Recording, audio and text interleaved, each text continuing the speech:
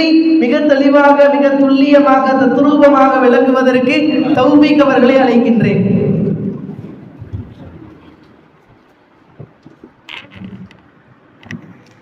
அஸ்ஸலாமு அலைக்கும் வரஹ்மத்துல்லாஹி வபரகாத்துஹு. இந்த ஹதீஸினுடைய ஆய்வரங்கத்தில் எனக்கு கொடுக்கப்பட்டுள்ள தலைப்பு புனையப்பட்ட மற்றும் பலகீனமான ஹதீஸுகள் என்றால் என்ன, அதனுடைய சட்டம் என்ன. இன்றைக்கு இருக்கக்கூடிய சமூகம் இஸ்லாத்தினுடைய அடிப்படையான விஷயங்களில் ஒரு தவறான ஒரு முறையை கையாண்டு கொண்டிருக்கிறார்கள். குறிப்பாக இந்த ஹதீஸினுடைய விஷயத்தில், இந்த லைஃபான இந்த பலகீனமான ஹதீஸினுடைய விஷயத்தில் இன்றைக்கு இருக்கக்கூடிய இஸ்லாமிய சமூகம் என்பது லைஃபான ஹதீஸ் என்று சொன்னாலே அது தூக்கி எறியப்பட வேண்டிய ஹதீஸ், அது நபிகள் ஸல்லல்லாஹு அலைஹி வஸல்லம் அவர்கள் இட்டுக்கட்டப்பட்ட ஹதீஸ் என்று சொல்லுகிறார்கள். ஆனால் அப்படி அல்ல. இமாம் பெருமக்கள் இந்த லைஃபையும் இந்த மௌதான ஹதீஸ் சட்டத்திற்கு தனித்தனி விளக்கம் கொடுத்து இதை ஒரு தனி தொகுப்பாக இட்டிருக்கிறார்கள். உதாரணமாக லைஃபை பற்றி சொல்ல போன ஒரு சின்ன உதாரணம் சொல்லலாம். ஒரு கிளாஸில் 3 மாணவர்கள் இருக்கிறார்கள். அந்த 3 மாணவர்களுக்கும் எக்ஸாம் வைக்கப்படுது. எக்ஸாம் வச்சு ரிசல்ட்டு வருது. அதில் ஒரு மாணவர் 80 மார்க் எடுக்கிறாரு, 2வது மாணவர் 60 மார்க் எடுக்கிறாரு, 3வது மாணவர் 40 மார்க் எடுக்கிறாரு. இப்போ இவங்களுக்கெல்லாம் ரேங்க் போடும்போது எப்படி போடுவோம்?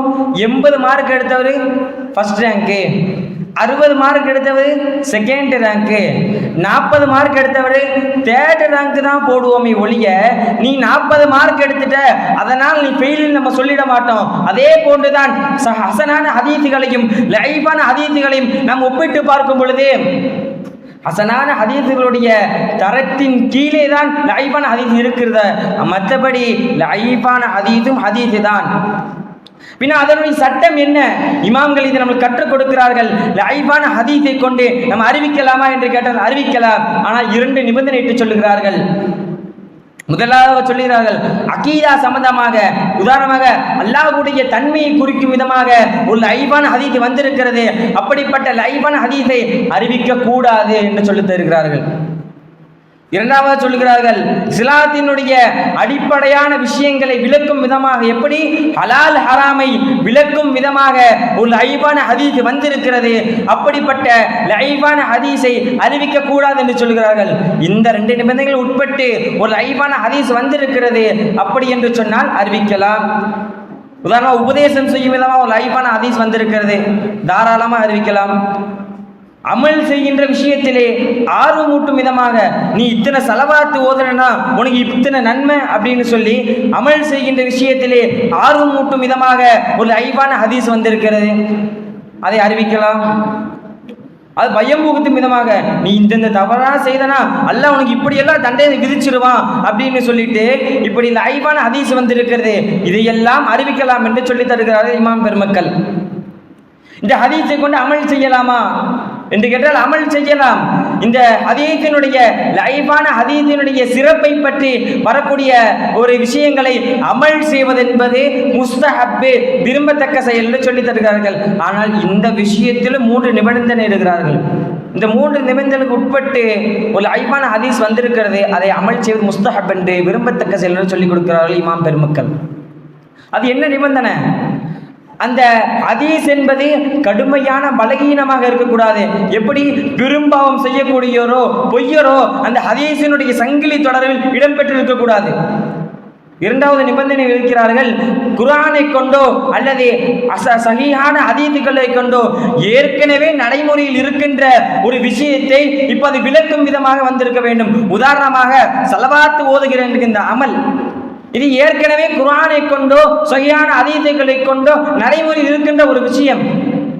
ஆக இப்படியெல்லாம் வந்திருக்க வேண்டும். 3வது ஒரு நிபந்தனை இட்டு சொல்லுகிறார்கள், இந்த ஹதீஸினுடைய அந்த ஹதீஸை பலகீனமான ஹதீஸை அமல் செய்யும் போது இது ரசூல் ஸல்லல்லாஹு அலைஹி வஸல்லம் அவர்களை தொட்டு வந்த உறுதியான ஹதீஸ் என்று நாம் அபிப்பிராயம் கொள்ளக்கூடாது.